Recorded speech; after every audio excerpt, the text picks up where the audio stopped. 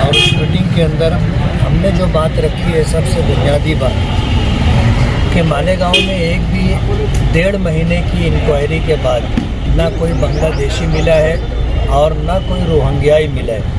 लेकिन मालेगांव के लिए SIT टीम बना दी गई है और जिन शहरों में बांग्लादेशी और रोहिंग्याई सपड़े पकड़े गए वहाँ के लिए कोई SIT टीम नहीं। मालेगांव को बदनाम करने की साजिश की जा रही है और हमारा ऐसा मानना है कि हमसे इंतकाम और बदला लिया जा रहा है और मालेगांव में SIT की टीम लाने में या किरीट सोमैया जैसे या नीतीश राणे जैसे लोगों को मालेगांव लाने में मालेगांव के ही कुछ लोगों का हाथ है। वो लाए थे किसी अपने और मफाद के लिए। 114 सर्वे नंबर 114 सर्वे नंबर 111 उनके आपस के कारोबारी मामलात थे, लेन देन के मामलात थे और उसमें जो है रिजवान बैटरी वाला जैसे आदमी को इस्तेमाल किया गया। उस आदमी ने उन लोगों को यहाँ मालेगांव ला करके उनका इस्तेमाल किया। अब होना जो चाहिए था, वो जिस काम के लिए लाए थे वो काम तो एक साइड से हो गया, वो हुआ नहीं। मुसीबत पूरे मालेगांव पर ये आ गई कि भाई यहाँ पर बांग्लादेशी और रोहिंग्याई लोग हैं। 4000 की फिगर बताया जा रहा था, बाद में 1000 का फिगर बताया गया। आज 1.5 महीने की इंक्वायरी और तफ्तीश के बाद एक भी केस ऐसा मिला नहीं। अब उन्होंने बांग्लादेशी और रोहिंग्याई को ढूंढने के बजाय अब मालेगांव के लोगों को हरेसमेंट करना शुरू कर दिया जन्म दाखिले के नाम पर। टेक्निकल मिस्टेक है कि अगर कास्ट नहीं थी, जैसे किसी के नाम में अंसारी नहीं था, जन्म दाखिला बनाकर ऑफिशियली दिया गया अंसारी लगा करके, उसने जन्म दाखिला वापस किया कि भाई मुझको जो है करेक्शन करके सही करके दो, मेरे तमाम पेपर में अंसारी नहीं है इसलिए करेक्शन करके दो।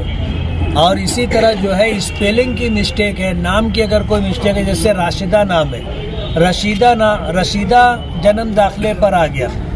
अब ये सारी दुरुस्तगी कराने के लिए एजेंट लोग बोलो या जूनियर वकील लोग बोलो या आदमी अपने तौर पर जो मेहनत कर रहा है, तो ये कोई गैर कानूनी काम नहीं है, ये तो कानूनी काम है। और सरकार ने इसके लिए बाकायदा जो है कायदा बनाया है कि भाई अगर ऐसा होगा तो आप जन्म दाखिला कैंसिल कर दो।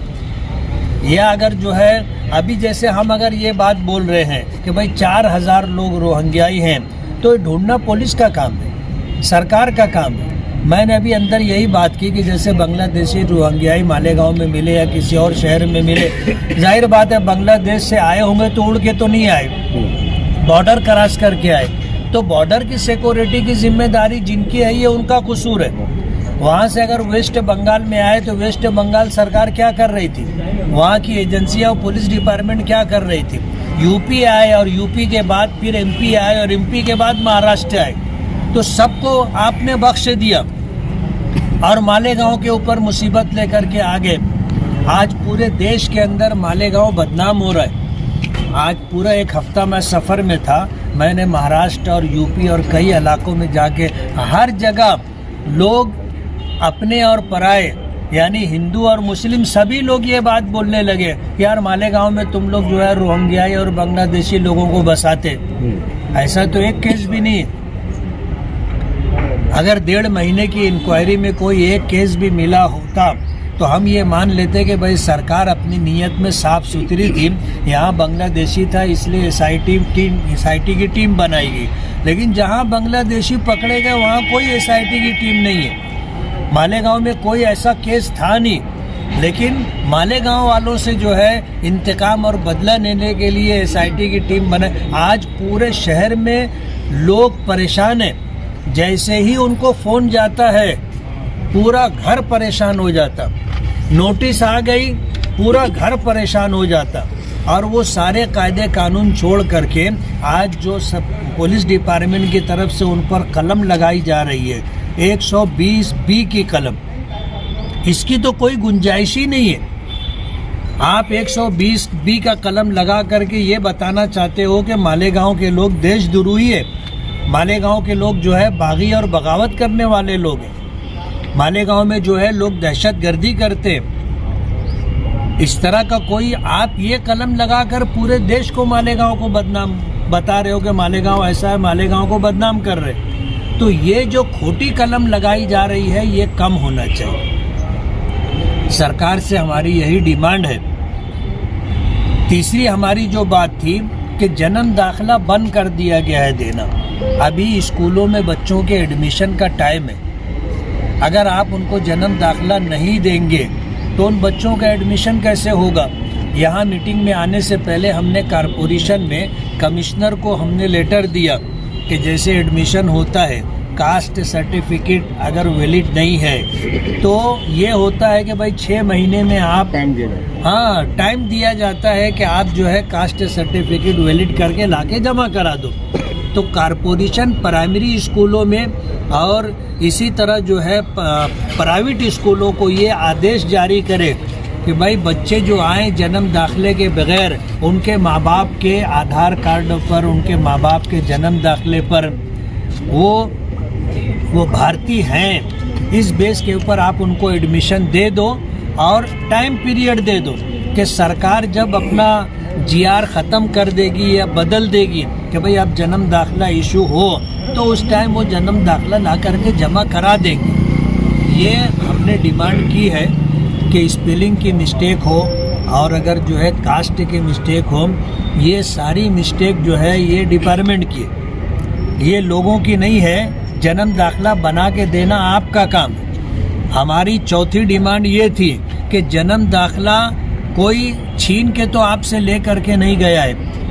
उसने अगर बोगस पेपर जमा कराए थे या अधूरे पेपर जमा कराए थे तो जन्म दाखिला बना करके देना कॉरपोरेशन में बोलो या तहसीलदार ऑफिस में बोलो, ये ऑफिसर का काम है। अगर इस बेस के ऊपर आप लोगों के ऊपर केस बना रहे हो, उनको अरेस्ट कर रहे हो, तो पहले इसमें गुनहगार बोलो, कसूरवार बोलो तहसीलदार है, ऑफिसरान है। आप उनको छोड़कर लोगों के ऊपर केसेस बना रहे। और अगर आपने लोगों पर केस बनाया है, एजेंट लोगों पर केस बनाया, आपने जो है एक वकील के ऊपर केस बनाया, अरेस्ट किया, इसी तरह और भी लोगों के ऊपर केसेस FIR रजिस्टर हुई है, तो ये तहसीलदार बोलो या इस डिपार्टमेंट से जुड़े हुए जितने लोग हैं, सबसे पहले कसूरवार वो हैं, उनके ऊपर केस बनना चाहिए। और कार्रवाई में आप कार्रवाई ऐसी करो कि इंसाफ दिख के आना चाहिए। ऐसा ना हो कि ये हम जैसे लोगों को बोलना पड़े कि सरकार हमारे साथ अन्याय कर रही है, सरकार जो काम कर रही है वो हमारे साथ जो है गलत हो रहा है। ऐसी बात नहीं आनी चाहिए। इसलिए इन जैसे मुतालबात को लेकर के हमने मीटिंग जो है मीटिंग में हम शरीक थे और हमारे मेंबर ऑफ पार्लियामेंट डॉक्टर शोभा ताई बच्चाओं ने ये मीटिंग के लिए लेटर दिया था और इस ताल्लुक से जो है मीटिंग हुई। और हमने जो है एक डिमांड ये भी की है कि लोग पूरा दिन आकर के बैठे रहते हैं, सुबह से आते शाम तक बैठे रहते हैं। इसी तरह जो है आपने जो है कैंप पुलिस स्टेशन के अंदर ये ऑफिस बनाया है, लोगों को आने जाने में 200 रुपये जाने का लगता, 200 रुपये आने का लगता। गरीब आदमी जो है दिन भर मेहनत करके इतना नहीं कमा पाता, आपने इतनी दूर रखा है। हमारी डिमांड ये है कि आप सिटी पुलिस स्टेशन के अंदर जो है ये इंक्वायरी टीम बिठाइए, वहाँ पर जो हाल है अलग अलग टेबल आप रख दीजिए, एक आदमी अंदर जाएगा, पूरा घूम करके अपना पेपर दिखा करके और ज़ेरॉक्स जमा करा करके क्लियरेंस से लेकर के बाहर निकलेगा। आप लोगों के माध्यम से हमारी एक डिमांड है जो हमने अंदर नहीं की, लेकिन आपके ज़रिए हम सरकार तक पहुंचाना चाहते हैं कि सरकार जिन लोगों की इंक्वायरी कर ले उनको जो है क्लियरेंस सर्टिफिकेट देवे कि इनके बारे में इंक्वायरी हुई और इंक्वायरी होने के बाद ये भारतीय हैं, बांग्लादेशी रोहिंग्याई नहीं है, उनको भारतीय होने का सरकार की तरफ से SIT टीम की तरफ से उनको सर्टिफिकेट देना चाहिए। ये जुबानी आप तो हमसे पेपर ले रहे, लेकिन हमारे पेपर देखने के बाद आप हमको कोई पेपर नहीं दे रहे।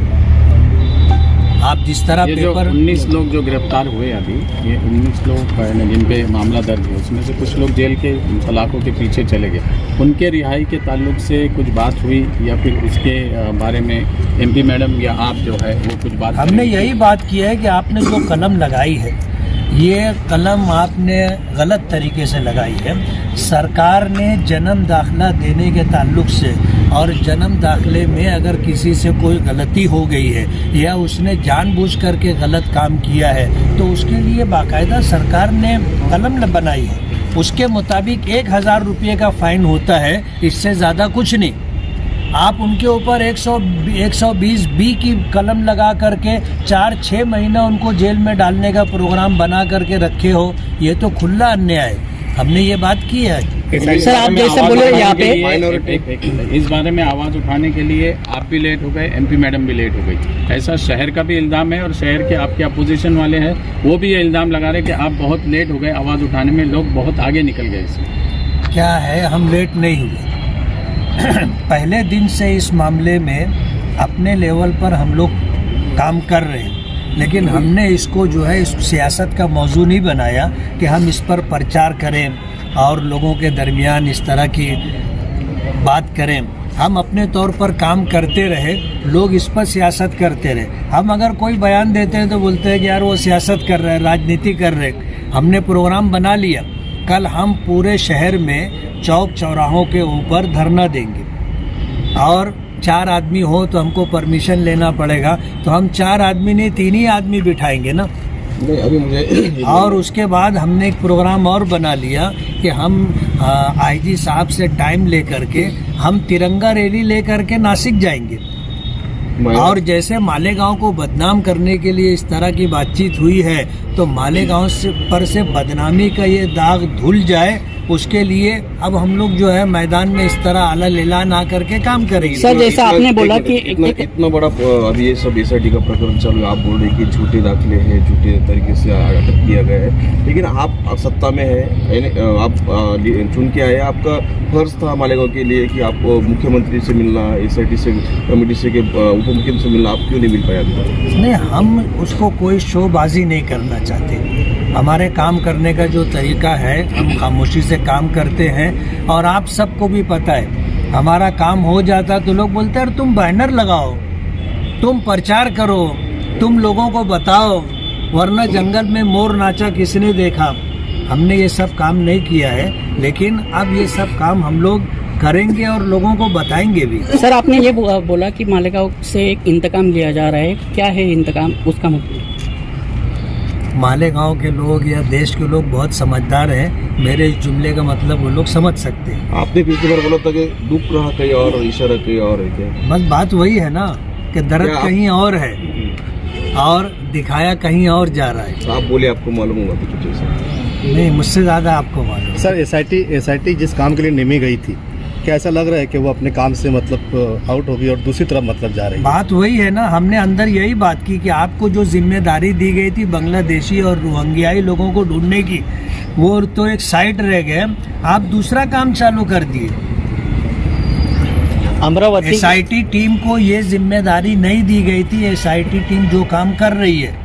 अच्छा, एक बात और चल रही है, आखिरी सवाल, कि मालेगांव शहर में आप कह रहे हैं कि कुछ लोगों ने इनको लाया था इसके लिए, लेकिन अब ये इंक्वायरी महाराष्ट्र के कई शहरों में शुरू हो गई है, अलग अलग शहरों में, तो क्या ये वहाँ पर भी किसी ने उनको लाया है क्या? नहीं, आप जो बात बोल रहे हो, ये मुसीबत मालेगांव लाई गई है, ये लाई हुई मुसीबत है, मांगी हुई मुसीबत है, इसीलिए मालेगांव में ही सिर्फ एसआईटी की टीम है, वरना जहाँ बांग्लादेशी और रोहिंग्याई पकड़े गए हैं, जाहिर बात है जो पकड़े गए हैं इसका मतलब ये है कि और भी हो सकते हैं। सरकार को वहाँ एसआईटी टीम बनाना चाहिए था ना, सिर्फ वो मालेगांव मिला।